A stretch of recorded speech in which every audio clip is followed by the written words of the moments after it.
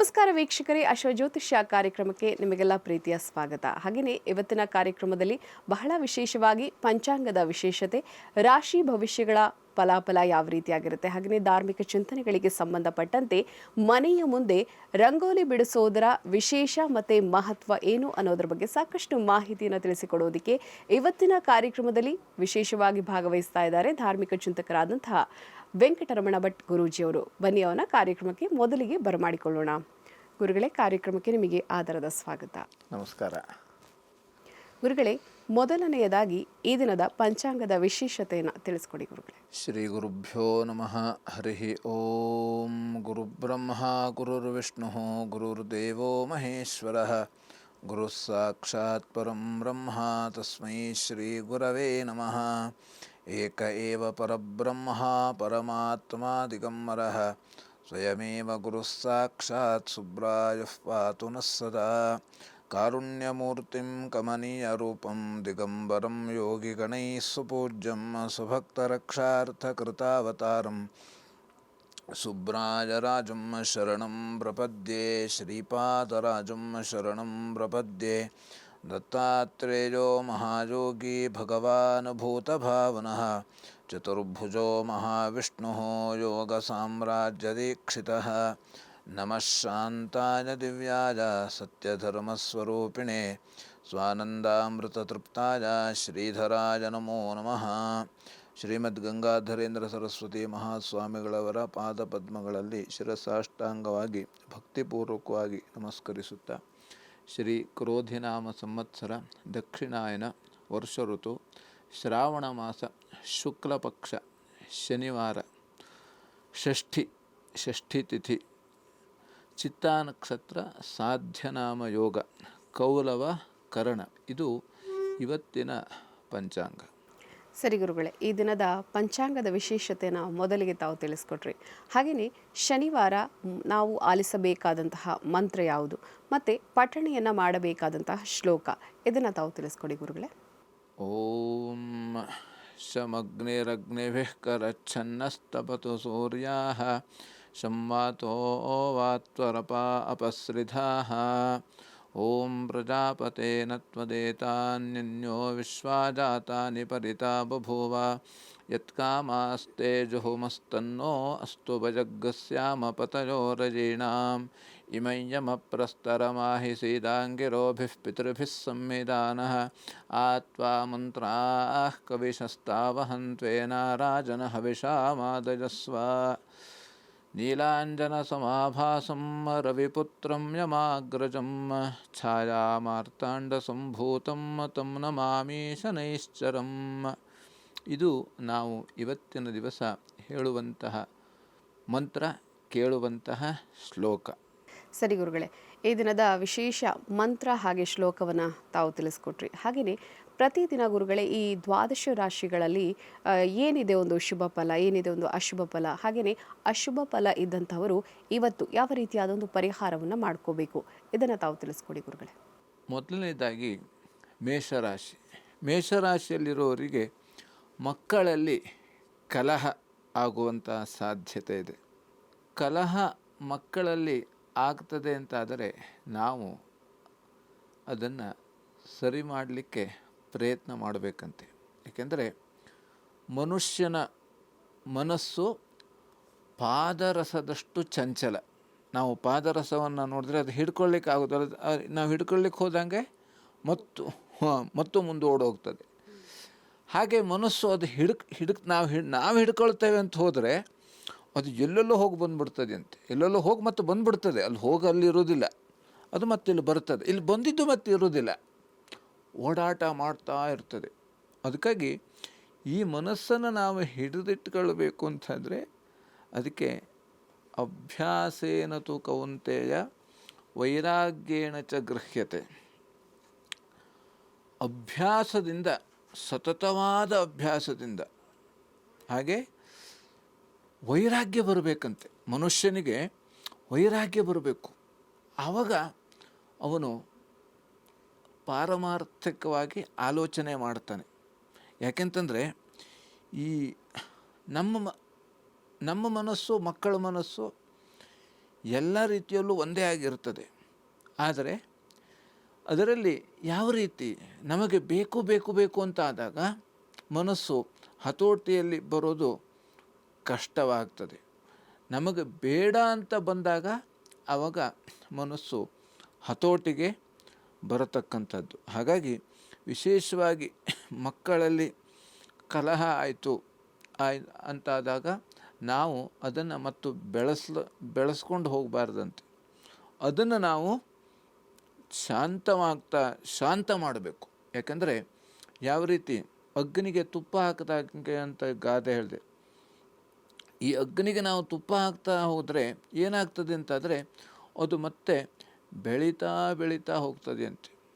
ಹಾಗೆ ಈ ಕಲಹ ಹೇಳುವಂಥದ್ದು ಅದನ್ನು ನಾವು ಶಾಂತ ಮಾಡಬೇಕು. ಹಾಗಾಗಿ ಇನ್ನು ಉನ್ನತ ಶಿಕ್ಷಣದವರಿಗೆ ತೊಂದರೆ ಬರುವಂಥ ಸಾಧ್ಯತೆ ಇದೆ. ಹಾಗಾಗಿ ಯಾವುದೇ ರೀತಿ ಈ ಕಾಲೇಜಿಗೆ ಸಂಬಂಧಪಟ್ಟಂತೆ ಶಿಕ್ಷಣ ಓದೋರಿದ್ದರೆ ಅವರಿಗೆ ಇವತ್ತಿನ ದಿವಸ ಅವರು ಜಾಗ್ರತೆಯಿಂದ ಇರತಕ್ಕಂಥದ್ದು. ಕೆಲವೊಂದು ಸಮಸ್ಯೆ ಬರತಕ್ಕಂಥ ಸಾಧ್ಯತೆ ಇದೆ. ಹಾಗೆ ಶತ್ರುಗಳಿಂದಲೂ ಕೂಡ ತೊಂದರೆ ಬರುವಂಥದ್ದು. ನಮ್ಮ ಒಳಗಡೆ ಇರತಕ್ಕಂಥ ಶತ್ರುಗಳು ಅಥವಾ ಹೊರಗೂ ಇರತಕ್ಕಂಥ ಶತ್ರುಗಳಿಂದ ನಮಗೆ ತೊಂದರೆ ಬರುವಂಥ ಸಾಧ್ಯತೆ ಇರ್ತದೆ. ಹಾಗೆ ಕಳ್ಳಕಾಕರ ಭಯ ಇರುವಂಥ ಸಾಧ್ಯತೆ. ನಾವು ಎಲ್ಲೋ ಹೋಗಿರ್ತೇವೆ, ಅದಕ್ಕಾಗಿ ನಾವೀಗ ಈ ಬಂಗಾರದ ಆಭರಣವನ್ನು ನಾವು ಧರಿಸಬೇಕು ಅಂತಾದರೆ ನಮಗೆ ಹೆಚ್ಚಿಗೆ ನಾವು ಅವತ್ತಿನ ದಿವಸ ಎಚ್ಚರಿಕೆಯಿಂದ ಇರಬೇಕಾಗ್ತದೆ. ನಾವು ಅಜಾಗರೂಕತೆಯಿಂದ ಇದ್ದಾಗ ಆ ಆಭರಣಗಳ ಕಳುವಾಗತಕ್ಕಂಥದ್ದು ಅಥವಾ ಬೇರೆ ಬೇರೆ ರೀತಿಯಲ್ಲಿ ಅದು ಮರೆತು ನಾವೆಲ್ಲೋ ಬಿಡುವಂಥ ಸಾಧ್ಯತೆ ಇರ್ತದೆ. ಹಾಗಾಗಿ ಆದಷ್ಟು ಇವತ್ತಿನ ದಿವಸ ಜಾಗ್ರತೆಯಿಂದ ಇರತಕ್ಕಂಥದ್ದು ತುಂಬ ಉತ್ತಮ. ಇನ್ನು ಮಹಾಗಣಪತಿ ಪ್ರಾರ್ಥನೆ ಮಾಡುವುದರಿಂದ ಇವತ್ತಿನ ದಿವಸ ಎಲ್ಲ ರೀತಿಯಲ್ಲಿ ಅನುಕೂಲ ಇರತಕ್ಕಂಥದ್ದು. ಇನ್ನು ವೃಷಭ ರಾಶಿಯಲ್ಲಿರುವವರಿಗೆ ಬಂಧುಗಳಲ್ಲಿ ಕಲಹ ಆಗುವಂಥ ಸಾಧ್ಯತೆ ಇರ್ತದೆ. ಹಾಗೆ ವಾಹನದಿಂದ ತೊಂದರೆ ಬರುವಂಥ ಸಾಧ್ಯತೆ ಇದೆ. ವಾಹನ ನಾವು ಯಾವುದೇ ರೀತಿಯಲ್ಲಿ ವಾಹನವನ್ನು ಓಡಿಸುವಾಗ ನಾವು ಇವತ್ತಿನ ದಿವಸ ಆದಷ್ಟು ಜಾಗ್ರತೆಯಿಂದ ಇರತಕ್ಕಂಥದ್ದು ತುಂಬ ಮುಖ್ಯವಾಗಿರ್ತದೆ. ಇನ್ನು ಮಕ್ಕಳಿಂದ ಸಹಾಯ ಸಿಗತಕ್ಕಂಥದ್ದು. ಇವತ್ತಿನ ದಿವಸ ಮಕ್ಕಳಿಗೆ ನಾವು ಯಾವುದೇ ರೀತಿ ಅವರಲ್ಲಿ ಸ್ನೇಹ ಭಾವದಿಂದ ಇದ್ದಾಗ ಅವರಿಂದ ನಮಗೆ ಸಹಾಯ ಸಿಗುವಂಥ ಸಾಧ್ಯತೆ ಇರ್ತದೆ. ಹಾಗೆ ಕೃಷಿಕರಿಗೆ ತೊಂದರೆ ಬರುವಂಥ ಸಾಧ್ಯತೆ ಇದೆ. ಸಾಮಾನ್ಯವಾಗಿ ಈಗ ಮಳೆಗಾಲ ಆಗಿರೋದರಿಂದ ಕೆಲವು ಕಡೆ ಮಳೆ ನೀರಿನಿಂದ ತೊಂದರೆ ಅಥವಾ ಕೆಲವು ಕಾಡು ಪ್ರಾಣಿಗಳಿಂದ ತೊಂದರೆ ಬರುವಂಥ ಸಾಧ್ಯತೆ ಇರುತ್ತದೆ. ಹಾಗಾಗಿ ಇವತ್ತಿನ ದಿವಸ ನಾವು ಆದಷ್ಟು ಅದಕ್ಕೆ ನಾವು ಜಾಗ್ರತೆಯನ್ನು ವಹಿಸ್ತಕ್ಕಂಥದ್ದು ಅಥವಾ ನಾವು ಅದಕ್ಕೆ ಯಾವ ರೀತಿಯಾಗಿ ಅದಕ್ಕೆ ತಡೆಯನ್ನು ಹಾಕತಕ್ಕಂಥದ್ದು ಇದನ್ನೆಲ್ಲ ನಾವು ಆದಷ್ಟು ಮಾಡತಕ್ಕಂಥದ್ದು ಉತ್ತಮ. ಇನ್ನು ವಿಷ್ಣು ಸಹಸ್ರನಾಮ ಪಾರಾಯಣ ಮಾಡೋದರಿಂದ ಎಲ್ಲ ರೀತಿಯಲ್ಲಿ ಅನುಕೂಲ ಆಗತಕ್ಕಂಥದ್ದು. ಇನ್ನು ಮಿಥುನ ರಾಶಿಯಲ್ಲಿರುವವರಿಗೂ ಕೂಡ ಸಹೋದರರಲ್ಲಿ ಕಲಹ ಆಗುವಂಥ ಸಾಧ್ಯತೆ ಇದೆ. ಹಾಗೆ ಸೈನಿಕರಿಗೆ ತೊಂದರೆ ಬರುವಂಥ ಸಾಧ್ಯತೆ ಇದೆ. ಯಾಕಂದರೆ ಸೈನಿಕರು ಅಂತಾದರೆ ನಮಗೆ ಇವತ್ತಿನ ದಿವಸ ಈ ಎಲ್ಲ ರೀತಿಯಲ್ಲಿ ಈಗ ದೇಶದ ಗಡಿಯನ್ನು ಕಾಯತಕ್ಕಂಥ ಸೈನಿಕರು ಮಾತ್ರವಲ್ಲ, ಯಾಕಂದರೆ ಈಗ ಮಳೆಗಾಲದ ವಾತಾವರಣ ಆಗಿರೋದರಿಂದ ನೀರಿಗೆ ಸಂಬಂಧಪಟ್ಟಂಥ ಯಾವ ರೀತಿ ಕಾರ್ಯಾಚರಣೆ ಮಾಡತಕ್ಕಂಥವರು ಅಥವಾ ಈ ಗುಡ್ಡ ಕುಸಿದಂಥ ಸಂದರ್ಭದಲ್ಲಿ ಯಾವ ರೀತಿ ಕಾರ್ಯಾಚರಣೆ ಮಾಡತಕ್ಕಂಥವರು ಅವರೆಲ್ಲರೂ ಕೂಡ ಇವತ್ತಿನ ದಿವಸ ಜಾಗ್ರತೆಯನ್ನು ವಹಿಸಬೇಕಾಗ್ತದೆ. ಯಾಕೆಂತಂದರೆ ಮಳೆ ನೀರಿನಿಂದ ಆಗಿರತಕ್ಕಂಥ ಅವಘಡವನ್ನು ತಪ್ಪಿಸಲಿಕ್ಕೆ ಹೋಗಿ ಈಗ ನಾವು ಕೆಲವು ಮಾಧ್ಯಮದಲ್ಲಿ ನೋಡ್ತಾ ಇದ್ದೇವೆ, ಅವರು 10 ಜನರು ಬದುಕಿಸಿ ಇವರು ಪ್ರಾಣವನ್ನು ಕಳ್ಕೊಂಡ್ರು. ಯಾಕಂದರೆ ಎರಡೂ ಮುಖ್ಯವಾಗಿರುತ್ತದೆ. ಅವರನ್ನು ಬದುಕಿಸೋದು ಮುಖ್ಯ, ನಮ್ಮ ಪ್ರಾಣನೂ ಮುಖ್ಯ. ಅದಕ್ಕೆ ನಮಗೆ ಈ ನಮ್ಮ ಪ್ರಾಣ ಎಷ್ಟು ಮುಖ್ಯ ಅಂತಾದರೆ ಅದಕ್ಕೆ ಭಗವಂತ ಉದ್ಧರೇತ್ ಆತ್ಮನಾತ್ಮಾನಂ ಅಂತ ಹೇಳಿದ್ದಾನೆ. ಮೊದಲು ನಿನ್ನ ಉದ್ಧಾರವನ್ನು ನೀನು ಮಾಡ್ಕೋ ಅಂತ ಭಗವಂತ ಹೇಳಿದ್ದಾನೆ. ನಮ್ಮ ಉದ್ಧಾರವನ್ನು ನಾವು ಮಾಡಿಕೊಳ್ಳುವಂಥದ್ದು. ಯಾಕೆಂದರೆ ಹಾಗಾದರೆ ನಮ್ಮ ಉದ್ಧಾರ ಅಂದರೆ ಯಾವುದು? ನಮ್ಮ ಉದ್ಧಾರ ಅಂತಂದರೆ ನಮ್ಮ ಉನ್ನತಿ, ಆತ್ಮೋನ್ನತಿ. ಅಥವಾ ನಾವು ಇಲ್ಲಿ ಬಂದಿದ್ದ ಉದ್ದೇಶನೇ ಅದು. ನಾವು ಇನ್ನೂ ಮೇಲಿನ ಹಂತಕ್ಕೆ ಹೋಗತಕ್ಕಂಥದ್ದು. ಮನುಷ್ಯ ಜನ್ಮದಲ್ಲೂ ಕೂಡ ಒಳ್ಳೆಯ ಸಾತ್ವಿಕ ಗುಣ ಇರತಕ್ಕಂಥವರು, ಸಜ್ಜನರು. ನಾವು ಸಜ್ಜನರಾಗಿ ಬದುಕಬೇಕಂತೆ. ದುರ್ಜನರ ಸಂಘ ನಾವು ಮಾಡಬಾರದಂತೆ. ಸಜ್ಜನರ ಸಂಘವನ್ನು ಮಾಡ್ತಾ ಸಾತ್ವಿಕ ಗುಣವನ್ನು ನಾವು ಬೆಳೆಸ್ತಾ ನಾವು ಕೂಡ ಆ ಸಾತ್ವಿಕರಾಗಿ ಆತ್ಮಜ್ಞಾನವನ್ನು ಪಡೆಯಲಿಕ್ಕಾಗಿ ನಾವು ಈ ಶರೀರದಲ್ಲಿ ಈ ಮನುಷ್ಯ ಜನ್ಮವನ್ನು ತಾಳ್ಕೊಂಡು ನಾವು ಬಂದಿರೋದಂತೆ. ಹಾಗಾಗಿ ಇವತ್ತಿನ ದಿವಸ ಆದಷ್ಟು ನಾವು ಭಗವಂತನ ಸೇವೆ ಮಾಡತಕ್ಕಂಥದ್ದು ತುಂಬ ಉತ್ತಮ. ಇನ್ನು ಕೃಷಿಕರಿಗೆ ಇವತ್ತಿನ ದಿವಸ ಅನುಕೂಲ ಆಗುವಂಥ ಸಾಧ್ಯತೆ ಇರುತ್ತದೆ. ಕೃಷಿಯಲ್ಲಿ ಯಾವುದೇ ರೀತಿಯಲ್ಲಿ ಅನುಕೂಲ ನಮಗೆ ಆಗಬೇಕು ಅಂತಾದರೆ ನಾವು ಅದಕ್ಕೆ ಸ್ವಲ್ಪ ಶ್ರಮವನ್ನು ವಹಿಸಬೇಕು. ಈ ಕೃಷಿಯಲ್ಲಿ ನಾವು ಶ್ರಮವನ್ನು ವಹಿಸಿದಾಗ ಅದು ನಮಗೆ ಯಾವತ್ತೂ ಕೂಡ ನಮ್ಮ ಕೈ ಬಿಡುವುದಿಲ್ವಂತೆ. ಅದಕ್ಕೆ ನಾವು ಭೂಮಿ ತಾಯಿ ಸೇವೆ ಮಾಡಬೇಕು. ಭೂಮಿ ತಾಯಿ ಸೇವೆ ಮಾಡೋದರಿಂದ ನಮಗೆ ಎಲ್ಲ ರೀತಿಯಲ್ಲೂ ಕೂಡ ಅನುಕೂಲ ಆಗತಕ್ಕಂಥದ್ದು. ಯಾಕೆಂತಂದರೆ ಮನುಷ್ಯ ಜನ್ಮ ಈ ಬಂದಿದ್ದೇ ಸೇವೆಯನ್ನು ಮಾಡಲಿಕ್ಕಾಗಿ. ಭೂಮಿ ಸೇವೆ, ತಂದೆ ತಾಯಿ ಸೇವೆ, ಭೂಮಿ ತಾಯಿ ಸೇವೆ ಎರಡೂ ಕೂಡ ಒಂದೇ. ಹಾಗಾಗಿ ಇನ್ನು ಈ ರೀತಿಯಲ್ಲಿ ಬಂಧುಗಳಿಂದ ಇವತ್ತಿನ ದಿವಸ ಸಹಾಯ ಸಿಗತಕ್ಕಂಥದ್ದು. ಬಂಧುಗಳು ಯಾರಾದರೂ ಇದ್ದರೆ ಅಥವಾ ಇವತ್ತಿನ ದಿವಸ ನಮಗೆ ಬಂಧುಗಳಲ್ಲೇ ಎಲ್ಲಾದರೂ ಕಲಹ ಆಗಿದ್ದರೆ ಇವತ್ತಿನ ದಿವಸ ಅವರಿಂದಲೇ ನಮಗೆ ಸಹಾಯ ಸಿಗುವಂಥ ಸಾಧ್ಯತೆ ಇದೆ. ಹಾಗೆ ದತ್ತ ಸಹಸ್ರನಾಮ ಪಾರಾಯಣ ಮಾಡೋದರಿಂದ ಎಲ್ಲ ರೀತಿಯಲ್ಲಿ ಅನುಕೂಲ ಆಗತಕ್ಕಂಥದ್ದು. ಇನ್ನು ಕರ್ಕಾಟಕ ರಾಶಿಯಲ್ಲಿರೋವರಿಗೆ ಧನಸ್ಥಾನದಲ್ಲಿ ತೊಂದರೆ ಆಗುವಂಥ ಸಾಧ್ಯತೆ ಇದೆ. ಅನ್ನಸ್ಥಾನದಲ್ಲೂ ಕೂಡ ಸರಿಯಾದ ತೊಂದರೆ ಆಗುವಂಥದ್ದು. ಅಂದರೆ ನಮಗೆ ಸರಿಯಾದ ಸಮಯಕ್ಕೆ ನಮಗೆ ಊಟ ಅಥವಾ ತಿಂಡಿಯನ್ನು ಮಾಡಲಿಕ್ಕೆ ಆಗೋದಿಲ್ಲ. ಬೇರೆ ಬೇರೆ ಕಾರಣದಿಂದ, ಯಾವುದೇ ಬೇರೆ ಬೇರೆ ಕೆಲಸದ ಒತ್ತಡ ಇರ್ಬೋದು ಅಥವಾ ಇನ್ನು ಬೇರೆ ಬೇರೆ ಯಾವುದೋ ಕಾರಣದಿಂದ ಸರಿಯಾದ ಸಮಯಕ್ಕೆ ನಮಗೆ ಆಹಾರವನ್ನು ಸ್ವೀಕಾರ ಮಾಡಲಿಕ್ಕೆ ಆಗೋದಿಲ್ಲ. ಇನ್ನು ಬಂಧುಗಳಲ್ಲಿ ಸಹಕಾರ ಸಿಗತಕ್ಕಂಥದ್ದು, ಕುಟುಂಬದ ಸಹಕಾರ ಇವತ್ತು ಕೂಡ ಇದೆ. ಕುಟುಂಬದ ಸಹಕಾರನೂ ಕೂಡ ಸಿಗುವಂಥದ್ದು. ಇನ್ನು ಮಹಾಲಕ್ಷ್ಮಿ ಅಷ್ಟೋತ್ತರ ಮಾಡೋದರಿಂದ ಎಲ್ಲ ರೀತಿಯಲ್ಲಿ ಅನುಕೂಲ ಆಗತಕ್ಕಂಥದ್ದು. ಇನ್ನು ಸಿಂಹರಾಶಿಯಲ್ಲಿರುವವರಿಗೆ ಆರೋಗ್ಯದಲ್ಲಿ ವ್ಯತ್ಯಾಸ ಆಗುವಂತಹ ಸಾಧ್ಯತೆ ಇದೆ. ಶಿರೋಬಾಧೆ, ತಲೆಗೆ ಸಂಬಂಧಪಟ್ಟಂಥ ಸಮಸ್ಯೆ ಆಗತಕ್ಕಂಥದ್ದು. ಹಾಗೆ ಧನಲಾಭ ಆಗುವಂಥ ಸಾಧ್ಯತೆ ಇದೆ. ಇವತ್ತಿನ ದಿವಸ ಮೃಷ್ಟಾನ್ನ ಭೋಜನ ಮಾಡುವಂಥ ಸಾಧ್ಯತೆ ಇದೆ. ಧನ್ವಂತರಿ ಜಪವನ್ನು ಮಾಡೋದರಿಂದ ಇವತ್ತಿನ ದಿವಸ ಎಲ್ಲ ರೀತಿಯಲ್ಲಿ ಅನುಕೂಲ ಆಗತಕ್ಕಂಥದ್ದು. ಇನ್ನು ಕನ್ಯಾ ರಾಶಿಯಲ್ಲಿರುವವರಿಗೆ ಆರೋಗ್ಯ ಸುಧಾರಣೆ ಆಗುವಂಥ ಸಾಧ್ಯತೆ ಇದೆ. ಪೂಜಾ ಮತ್ತು ಹೋಮಗಳಲ್ಲಿ ಭಾಗಿಯಾಗುವಂಥದ್ದು, ದಾನ ಧರ್ಮಗಳಲ್ಲಿ ಭಾಗಿಯಾಗುವಂಥ ಸಾಧ್ಯತೆ ಇದೆ. ಅಧಿಕವಾಗಿ ಸ್ವಲ್ಪ ಖರ್ಚಾಗತಕ್ಕಂಥದ್ದು. ಕೃಷಿಕರಿಗೆ ಇವತ್ತಿನ ದಿವಸ ಅನುಕೂಲ ಆಗತಕ್ಕಂಥದ್ದು. ಆದ್ದರಿಂದ ಶ್ರೀ ಸೂಕ್ತ ಪಾರಾಯಣ ಮಾಡುವುದರಿಂದ ಎಲ್ಲ ರೀತಿಯಲ್ಲಿ ಅನುಕೂಲ ಆಗತಕ್ಕಂಥದ್ದು. ಸರಿ ಗುರುಗಳೇ, ದ್ವಾದಶ ರಾಶಿಗಳಲ್ಲಿ ಮೊದಲ 6 ರಾಶಿಗಳಾದಂತಹ ಮೇಷ, ವೃಷಭ, ಮಿಥುನ, ಕರ್ಕಾಟಕ, ಸಿಂಹ, ಕನ್ಯಾ ಈ ರಾಶಿಗಳ ಫಲಾಫಲಗಳು ಯಾವ ರೀತಿಯಾಗಿವೆ, ಹಾಗೆಯೇ ಶುಭ ಫಲ ಏನಿದೆ, ಅಶುಭ ಫಲ ಇದ್ದಂಥವರು ಯಾವ ರೀತಿಯಾದ ಪರಿಹಾರವನ್ನು ಮಾಡ್ಕೋಬೇಕು ಅನ್ನೋದನ್ನು ತಿಳಿಸ್ಕೊಟ್ರಿ ಗುರುಗಳೇ. ಕಾರ್ಯಕ್ರಮದಲ್ಲಿ ಈಗ ಸಣ್ಣದೊಂದು ವಿರಾಮವನ್ನು ತೆಗೆದುಕೊಳ್ಳುವಂತಹ ಸಮಯ ಆಗಿದೆ.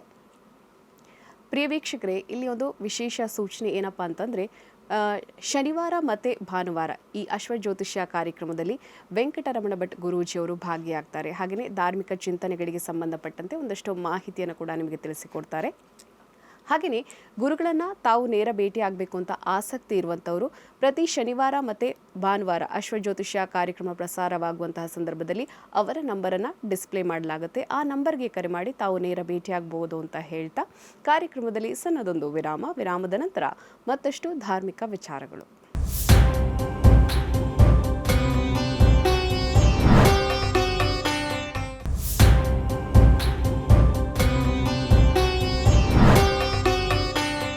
ವಿರಾಮದ ನಂತರ ಅಶ್ವಜ್ಯೋತಿಷ್ಯ ಕಾರ್ಯಕ್ರಮಕ್ಕೆ ಮತ್ತೊಮ್ಮೆ ಸ್ವಾಗತ ವೀಕ್ಷಕರೇ. ಗುರುಗಳೇ, ಈ ಮನೆ ಬಾಗಿಲಿನ ಮುಂದೆ ನಾವು ರಂಗೋಲಿನ ಬಿಡಿಸುವಂಥದ್ದು ಬಹಳ ವಿಶೇಷ ಅಂತ ಹೇಳ್ತಾರೆ. ಅದರಲ್ಲೂ ಪ್ರಮುಖವಾಗಿ ನಾವು ಈಗ ಪೂಜೆ ಮಾಡುವಂತಹ ಸಂದರ್ಭದಲ್ಲೂ ಕೂಡ ರಂಗೋಲಿಗೆ ಒಂದು ಬಹಳ ವಿಶೇಷ ಮಹತ್ವ ಇದೆ ಅಂತ ಹೇಳ್ತಾರೆ. ರಂಗೋಲಿ ಇಲ್ಲದೆ ಯಾವುದೇ ಕಾರ್ಯಕ್ರಮ ಶುರುವಾಗೋದಿಲ್ಲ. ಹಾಗಾಗಿ ಈ ಮನೆಯ ಮುಂದೆ ಬಾಗಿಲನ್ನು ತೊಳೆದು ರಂಗೋಲಿ ಹಾಕೋದರ ವಿಶೇಷ ಮಹತ್ವ ಏನು, ಅದ್ರ ಬಗ್ಗೆ ತಿಳಿಸ್ಕೊಳ್ಳಿ ಗುರುಗಳೇ. ಬಹಳ ಮುಖ್ಯವಾಗಿ, ಯಾಕೆಂದರೆ ನಮಗೆ ಬೇಕಾಗಿರ್ತಕ್ಕಂಥದ್ದು ಮನೆ ಮುಂದೆ ಬೆಳಗ್ಗೆ ಎದ್ದ ತಕ್ಷಣ ನಾವು ಗುಡಿಸಿ ಅದನ್ನು ಸಾರಿಸಿ ರಂಗೋಲಿ ಹಾಕತಕ್ಕಂಥದ್ದು. ಹಿಂದೆಲ್ಲ ಸಗಣಿ, ಗೋಮಯ, ಅದಕ್ಕೆ ಗೋಮಯದಿಂದ ಸಾರಿಸಿ ರಂಗೋಲಿಯನ್ನು ಹಾಕ್ತಿದ್ರು. ಈಗ ನಮಗೆ ಆ ಗೋಮಯವನ್ನು ಹಾಕಬೇಕು ಅಂತಂದರೆ ಮೊದಲನೇದಾಗಿ ಏನು ಬೇಕು? ಮಣ್ಣಿನ ನೆಲ ಬೇಕು. ಈಗ ಎಲ್ಲೂ ಮಣ್ಣಿನ ನೆಲನೇ ಇಲ್ಲ. ಎರಡನೇದಾಗಿ ಹಸು ಬೇಕು, ಆಕಳು ಬೇಕು, ಅದು ಕೂಡ ಇಲ್ಲ. ಹಾಗಾಗಿ ಏನಾಗ್ಬಿಟ್ಟಿದೆ ಅಂತಂದರೆ ನಮಗೆ ಈ ಪದ್ಧತಿ ಹೇಳತಕ್ಕಂಥದ್ದು ಕೆಲವು ಮರ್ತು ಹೋಗ್ಬಿಟ್ಟಿದೆ. ಹಾಗಾಗಿ ಅದು ಶುದ್ಧ ಆಗಬೇಕು ಅಂತಾದರೆ ಗೋಮಯದಿಂದನೇ ಶುದ್ಧ ಆಗ್ತದೆ. ಅದು ಬೇರೆ ಯಾವುದರಿಂದ ಶುದ್ಧ ಆಗೋದಿಲ್ಲ. ಗೋಮಯ ಹಾಕೋದ್ರಿಂದ ಆ ಜಾಗ ಶುದ್ಧವಾಯಿತು. ಆಮೇಲೆ ಅದಕ್ಕಾಗಿ ರಂಗೋಲಿ ಹಾಕೋದ್ರಿಂದ ಏನಾಗ್ತದೆ ಅಂತಾದರೆ ಅಲ್ಲಿ ದೇವತೆಗಳು ಬರ್ತಾರಂತೆ. ಅಂದರೆ ದುಷ್ಟ ಶಕ್ತಿಗಳ ಪ್ರವೇಶ ಆಗೋದಿಲ್ಲ. ಅದಕ್ಕಾಗಿ ಯಾರ ಮನೆಯಲ್ಲಿ ರಂಗೋಲಿ ಹಾಕಲಿಲ್ವೋ ಅಲ್ಲಿ ದುಷ್ಟ ಶಕ್ತಿಗಳ ಪ್ರವೇಶ ಆಗತಕ್ಕಂಥದ್ದು. ದುಷ್ಟ ಶಕ್ತಿಗಳು ಅಂತಾದರೆ ಅದರಲ್ಲಿ ನಮ್ಮಲ್ಲೇ ಇರತಕ್ಕಂಥ ಈ ಬೇರೆ ಬೇರೆ ರೀತಿಯಾದಂಥ, ಅದಕ್ಕೆ ನಾವು ಯಾವ ರೀತಿ ನಾವು ಕುಗ್ಗಿ ಹೋಗತಕ್ಕಂಥದ್ದು, ಮನಸ್ಸು ಕುಗ್ಗಿ ಹೋಗ್ತದೆ. ಯಾರು ಏನೇ ಮಾಡಿದ್ರೂ ಕೂಡ ನಮ್ಮ ಮನಸ್ಸು ಭದ್ರವಾಗಿ ಗಟ್ಟಿಯಾಗಿದ್ದಾಗ ಆವಾಗ ಏನೂ ತೊಂದರೆ ಆಗೋದಿಲ್ಲ. ಅಂದರೆ ನಾವು ಆ ಮಾತಿಗೆ ಅಥವಾ ಆ ಸನ್ನಿವೇಶಕ್ಕೆ, ಆ ಘಟನೆಗೆ ನಾವು ಪ್ರಭಾವಿತರಾದಾಗ ನಮ್ಮಲ್ಲಿ ಆಗತಕ್ಕಂಥ ಬದಲಾವಣೆಗಳು, ಆ ಬದಲಾವಣೆಯಿಂದಲೇ ನಮಗೆ ಅದು ನಮ್ಮ ಶಾಂತಿ ಕದಡುವುದು, ಅಶಾಂತಿ ಉಂಟಾಗತಕ್ಕಂಥದ್ದು. ಮನಸ್ಸು ಆಲೋಚನಾ ಶಕ್ತಿಯನ್ನು ಕಳೆದುಕೊಳ್ಳುತ್ತದೆ. ಬುದ್ಧಿ ಯೋಚಿಸುವುದನ್ನು ನಿಲ್ಲಿಸಿಬಿಡ್ತದೆ. ಹಾಗಾಗಿ ರಂಗೋಲಿ ಹಾಕೋದ್ರಿಂದ ಏನಾಗತಕ್ಕಂಥದ್ದು ಅಂದರೆ ದೇವತೆಗಳು, ಅಂದರೆ ಯಾವುದೇ ನಾವು ದೇವತಾ ಪೂಜೆಯಲ್ಲಿ ಮೊದಲನೆಯದಾಗಿ ರಂಗೋಲಿಯನ್ನು ಹಾಕಲೇಬೇಕು. ಇನ್ನು ಅವತ್ತು ಯಾರ ಮನೆಯಲ್ಲಿ ಶ್ರಾದ್ದವಿದೆಯೋ, ಶ್ರಾದ್ದವಿದ್ದಾಗ ಅವತ್ತಿನ ದಿವಸ ಬಾಗಲನ್ನು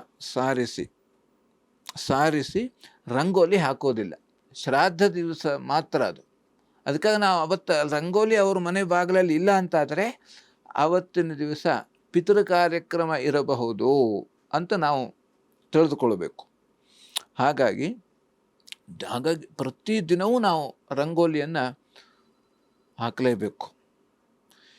ಯಾಕೆಂತಂದರೆ ಈ ರಂಗೋಲಿಯಿಂದ ಹಾಗಾಗಿ ದೇವತೆಗಳು ಬಂದು ಅಲ್ಲಿ, ಅದಕ್ಕೆ ಮಂಡಲ ಅಂತ ನಾವು ಕರಿತೇವೆ. ಆ ಮಂಡಲವನ್ನು ಬಿಡಿಸಿದಾಗ ದೇವತೆಗಳು ಬಂದು, ಹಾಗಾದರೆ ಆ ಮಂಡಲವನ್ನು ಅಥವಾ ರಂಗೋಲಿಯನ್ನು ಯಾಕೆ ಹಾಕಬೇಕು ಅಂತಾದರೆ ದೇವತೆಗಳಿಗೆ ಭೂಮಿ ಸ್ಪರ್ಶ ಇಲ್ಲವಂತೆ.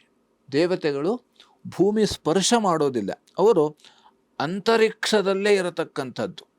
ಅಂತರಿಕ್ಷದಲ್ಲಿ ಇರ್ತಾರೆ, ಮೇಲ್ಗಡೆನೇ ಇರ್ತಾರೆ ಅವರು. ಯಾಕೆಂದ್ರೆ ಅವ್ರ ತಪಶಕ್ತಿ ಆ ಥರ ಇದೆ. ನಮಗೆ ಮೇಲ್ಗಡೆ ಇರ್ಲಿಕ್ಕೆ ಆಗೋದಿಲ್ಲ. ಯಾಕೆಂತಂದರೆ ಆ ಗುರುತ್ವಾಕರ್ಷಣ ಶಕ್ತಿಯನ್ನು ಮೀರಿದ್ದಕ್ಕೆ ಅವರು ದೇವತೆಗಳಾಗಿದ್ದಾರೆ. ಮನುಷ್ಯರಿಗೆ ಆ ಗುರುತ್ವಾಕರ್ಷಣ ಶಕ್ತಿಯನ್ನು ಮೀರಲಿಕ್ಕೆ ನಮಗೆ ಆಗೋದಿಲ್ಲ. ಹಾಗಾಗಿ ಇದೆಲ್ಲ ಕಾರಣಕ್ಕಾಗಿ, ಹಾಗೆ ಇನ್ನೂ ಬೇರೆ ಬೇರೆ ರೀತಿಯಾದಂಥ ಕಾರಣಗಳು ಇದ್ದಾವೆ. ಹಾಗಾಗಿ ಆದಷ್ಟು ನಾವು ಪ್ರತಿನಿತ್ಯವೂ ಕೂಡ ಬಾಗಲನ್ನು ಸಾರಿಸಬೇಕು, ಹಾಗೆ ರಂಗೋಲಿಯನ್ನು ಹಾಕಬೇಕು. ಇದರಿಂದ ನಮಗೆ ಎಲ್ಲ ರೀತಿಯಲ್ಲೂ ಕೂಡ ಅನುಕೂಲ ಆಗತಕ್ಕಂಥದ್ದು. ನಾವು ಮಾಡುವಂಥ ಕೆಲಸ ಕಾರ್ಯಗಳಲ್ಲೂ ಕೂಡ ಉನ್ನತಿಯಾಗತಕ್ಕಂಥದ್ದು, ಆಧ್ಯಾತ್ಮಿಕವಾಗಿಯೂ ಕೂಡ ಅನುಕೂಲ ಆಗತಕ್ಕಂಥದ್ದು. ಹಾಗೆ ನಾವು ಇನ್ನೂ ಅದರ ಬಗ್ಗೆ ಹೇಳುವಂಥ ವಿಷಯಗಳು ಸಾಕಷ್ಟಿವೆ. ಸಮಯ ಕಡಿಮೆ ಆಗಿರೋದ್ರಿಂದ ಮುಂದಿನ ಸಂಚಿಕೆಯಲ್ಲಿ ಅದನ್ನು ನಾವು ಮಾತಾಡೋಣ. ಸರಿ ಗುರುಗಳೇ, ಮನೆಯ ಮುಂದೆ, ಮನೆಯ ಬಾಗಿಲಿಗೆ ಅಥವಾ ಒಂದು ಪೂಜೆ ಮಾಡುವಂತಹ ಸಂದರ್ಭದಲ್ಲಿ ರಂಗೋಲಿಯ ವಿಶೇಷ ಮಹತ್ವ ಏನು, ಅದರ ವೈಜ್ಞಾನಿಕ ಹಿನ್ನೆಲೆ ಏನು, ಹಾಗೆ ಆಧ್ಯಾತ್ಮಿಕ ಹಿನ್ನೆಲೆ ಏನು ಅನ್ನೋದ್ರ ಬಗ್ಗೆ ಚಿಕ್ಕದಾಗಿ ಚೊಕ್ಕದಾಗಿ ತಿಳಿಸ್ಕೊಟ್ರಿ ಗುರುಗಳೇ. ಹಾಗೆಯೇ ಉಳಿದಂತಹ ರಾಶಿಗಳಾದಂತಹ ತುಲಾ, ವೃಶ್ಚಿಕ, ಧನುಸು, ಮಕರ, ಕುಂಭ, ಮೀನ ಈ ರಾಶಿಗಳ ಫಲಾಫಲ ಯಾವ ರೀತಿಯಾಗಿದೆ ಇದನ್ನು ತಿಳಿಸ್ಕೊಡಿ. ಇನ್ನು ತುಲಾ ರಾಶಿಯಲ್ಲಿರೋರಿಗೆ ಅಧಿಕವಾದಂಥ ವ್ಯಯ ಆಗತಕ್ಕಂಥದ್ದು, ಖರ್ಚು ಸ್ವಲ್ಪ ಜಾಸ್ತಿ ಆಗತಕ್ಕಂಥ ಸಾಧ್ಯತೆ ಇದೆ. ಹಾಗೆ ಕೃಷಿಯಿಂದ ತೊಂದರೆ ಬರತಕ್ಕಂಥದ್ದು. ಈ ಕೃಷಿಯಿಂದ ತೊಂದರೆ ಬರತಕ್ಕಂಥದ್ದು ಅಂದರೆ ಸಾಮಾನ್ಯವಾಗಿ ನಾವು ಎಲ್ಲ ಕಡೆ ಈಗ ನೋಡ್ತಾ ಇರೋದ್ರಿಂದ ಮಳೆಗಾಲದ ಕಾರಣ. ಯಾಕೆಂತಂದರೆ ಕೆಲವು ಕಡೆ ಅತಿವೃಷ್ಟಿಯಿಂದ ತೊಂದರೆ ಬರತಕ್ಕಂಥ ಸಾಧ್ಯತೆ ಇರ್ತದೆ. ಹಾಗಾಗಿ ನಾವು ಆದಷ್ಟು ಎಷ್ಟು ಜಾಗ್ರತೆಯನ್ನು ನಾವು ವಹಿಸಿದ್ರೂ ಕೂಡ ಅದರಲ್ಲಿ ಆ ವೃಷ್ಟಿಯನ್ನು ನಾವು ತಡೆಯಲಿಕ್ಕೆ ಯಾರತ್ರೂ ಸಾಧ್ಯ ಇಲ್ಲ.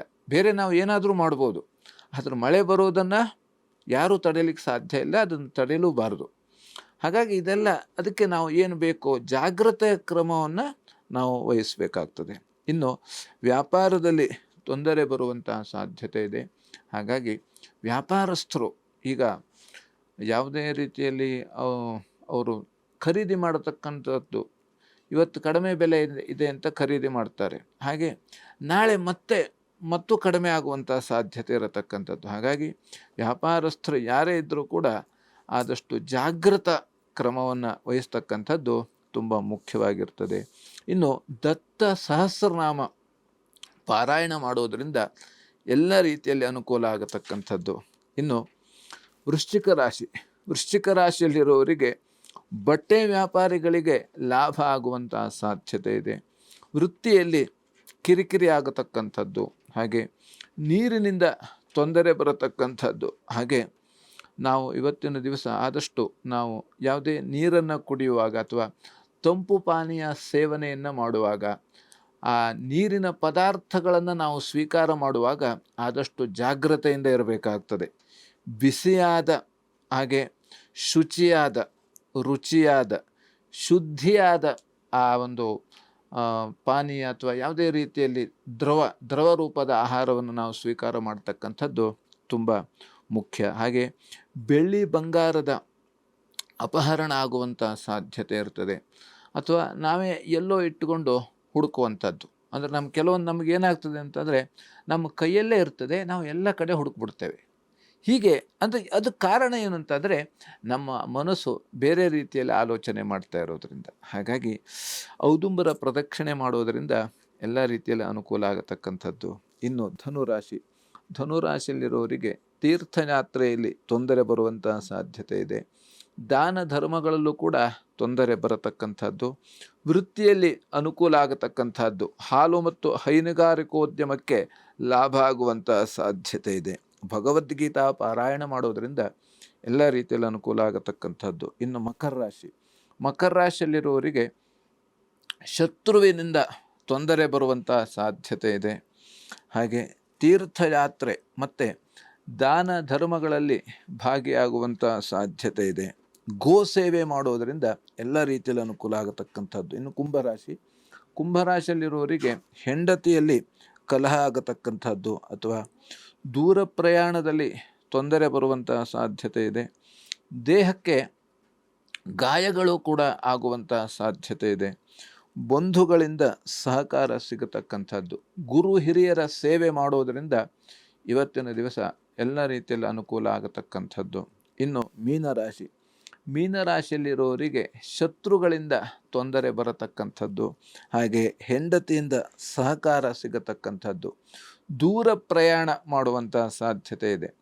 ಶ್ವಾನಗಳಿಗೆ ಅಥವಾ ಆಹಾರ ಕೊಡತಕ್ಕಂಥದ್ದು ಅಥವಾ ಯಾವುದೇ ಪ್ರಾಣಿ ಪಕ್ಷಿಗಳಿಗೆ ಇವತ್ತಿನ ದಿವಸ ಅವು ಏನು ತಿಂತದೆಯೋ ಆ ಆಹಾರವನ್ನು ಕೊಡೋದರಿಂದ ಎಲ್ಲ ರೀತಿಯಲ್ಲಿ ಅನುಕೂಲ ಆಗತಕ್ಕಂಥದ್ದು. ಹಾಗಾಗಿ ನಾವು ಇವತ್ತಿನ ದಿವಸ ನಾವು ಭಯಪಡಬೇಕಾದ್ದೇನಿಲ್ಲ. ಯಾವುದೇ ರೀತಿಯಲ್ಲಿ ನಮಗೆ ನಮ್ಮ ಪೂರ್ವಜನ್ಮದ ಕರ್ಮದ ಅನುಸಾರವಾಗಿ ನಮಗೆ ತೊಂದರೆಗಳು ಬಂದಿದ್ದರೂ ಕೂಡ ನಮ್ಮ ಮನಸ್ಸು ಶಾಂತವಾಗಿ ಇಲ್ಲದೆ ಹೋದರೂ ಕೂಡ ನಾವು ಇವತ್ತಿನ ದಿವಸ ಆದಷ್ಟು ಕನಿಷ್ಠ ಒಂದು 20 ನಿಮಿಷ ಅಥವಾ ಅರ್ಧ ಗಂಟೆ ಕಣ್ಣು ಮುಚ್ಚಿಕೊಂಡು ನಾವು ಧ್ಯಾನವನ್ನು ಮಾಡೋದರಿಂದ ಇವತ್ತಿನ ದಿವಸ ಎಲ್ಲ ರೀತಿಯಲ್ಲಿ ಅನುಕೂಲ ಆಗತಕ್ಕಂಥದ್ದು. ಸರಿ ಗುರುಗಳೇ, ಇವತ್ತು ಕಾರ್ಯಕ್ರಮದಲ್ಲಿ ತಾವು ಭಾಗಿಯಾಗಿ ಬಹಳ ವಿಶೇಷವಾಗಿ ಪಂಚಾಂಗದ ವಿಶೇಷತೆ, ರಾಶಿ ಭವಿಷ್ಯಗಳ ಫಲಾಫಲ ಹಾಗೆಯೇ ಧಾರ್ಮಿಕ ಚಿಂತನೆಗಳಿಗೆ ಸಂಬಂಧಪಟ್ಟಂತೆ ರಂಗೋಲಿಯ ವಿಶೇಷ ಮಹತ್ವ ಏನು ಅನ್ನೋದ್ರ ಬಗ್ಗೆ ತಿಳಿಸ್ಕೊಟ್ರಿ. ಕಾರ್ಯಕ್ರಮದಲ್ಲಿ ಭಾಗಿಯಾಗಿದ್ದಕ್ಕಾಗಿ ಹೃತ್ಪೂರ್ವಕ ಧನ್ಯವಾದಗಳು ಗುರು. ನಮಸ್ಕಾರ. ಲೋಕಾಃ ಸಮಸ್ತಾಃ ಸುಖಿನೋ ಭವಂತು, ಸಮಸ್ತ ಸನ್ಮಂಗಳಾನಿ ಭವಂತು. ಎಲ್ಲರಿಗೂ ಮಂಗಳವಾಗಲಿ. ವೀಕ್ಷಕರೇ, ಇವತ್ತು ಶನಿವಾರ, ಹಾಗೆಯೇ ನಾವು ಶನೈಶ್ವರ ದೇವರು ಹಾಗೆ ಆಂಜನೇಯ ದೇವರನ್ನ ಆರಾಧನೆಯನ್ನ ಮಾಡುವಂತಹ ದಿನ. ಹಾಗಾಗಿ ಈ ದೇವರ ಕೃಪೆಗೆ ನಾವೆಲ್ಲರೂ ಪಾತ್ರರಾಗೋಣ ಅಂತ ಹೇಳ್ತಾ ಇದಾಗಿತ್ತು ಈ ಹೊತ್ತಿನ ಅಶ್ವಜ್ಯೋತಿಷ್ಯ ಕಾರ್ಯಕ್ರಮ. ನೋಡ್ತಾರಿ ಅಶ್ವವೇಗ ನ್ಯೂಸ್. ನಮಸ್ಕಾರ.